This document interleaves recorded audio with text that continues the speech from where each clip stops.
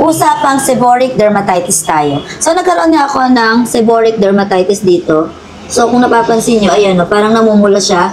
And then, may para siyang dandruff. Ipakita ko sa inyo yung picture na close-up na nagkaroon ako ng parang flakes dito. Yung para siyang, kung sa ulo, dandruff. Dito naman, para siyang mga kaliskis. Ayan siya, oh.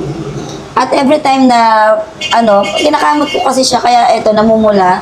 Tapos, parang kapag kinakamot ko, nasasama nga yung minsan yung buhok dito sa aking kilay. At nagpa-derma ako kahapon sa may Top Health. Ayan. Sa Top Health sa SM Mall. And then, guys, sobrang mahal pala talaga magpa-derma, no? Then, nung pagpunta ko doon, ayan, so, inano ako ng sekretary, pinaupo na, in-interview, so kung ano yung meron sa skin ko. Ayan. So, sabi ko, merong Makati dito na hindi mawala-wala every time na kinakamot ko at nagkakaroon ng redness. Tapos may parang siyang kaliskis. So, ayun. So, pinaupo na ako ng, dumating na yung dermatologist, doctor na sa balat. And then, sabi niya, seborrheic dermatitis daw ang tawag dyan sa parang dandruff. Yan, tumutubo ito sa ulo, minsan sa tenga, minsan sa katawan natin, no? So, sa akin, dito lang naman. Wala naman siya sa ulo, sa tenga. And then, niresitahan niya ako. Kasi daw, bumababa yung ito yung mga reseta niya, ang dami. Bumababa daw yung zinc, yung magnesium, and then yung D3.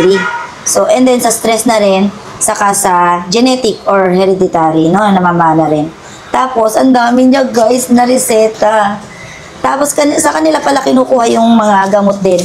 So, ito yung mga ipapahid, iinumin. Ayan, sa antifungal, mga tablets, capsules. So, ito na nga. Aabot siguro siya ng mga 13,000 kung talagang, bibilhin mo lahat. Imagine, no, may halagang 500, 3,000, 3,000 yung antioxidant. And then, meron siyang sabon, 700, yung cream, 2,000, and then, yung mga parang iinumin. Siyempre, hindi naman lahat yun ay kukuhanin ko. Kung ano lang yung importante. So, ang binili ko na lang yung tablet na antifungal. Tapos, ayan, Spornac, S-Active. Yun na lang muna. Siyempre, ang laking pera din nun talaga, no? Kapag pala nagpapaderma ka, talagang handa mo ang pera mo. So, eto yung na-reseta sa akin. Ayan. So, sa kanila ko lang din to binili kasi formulated daw talaga ng mga dermatologist yan. And then, eto pa, yung S-Active. Ayan. Tapos, hindi ko nabili yung tricortisone.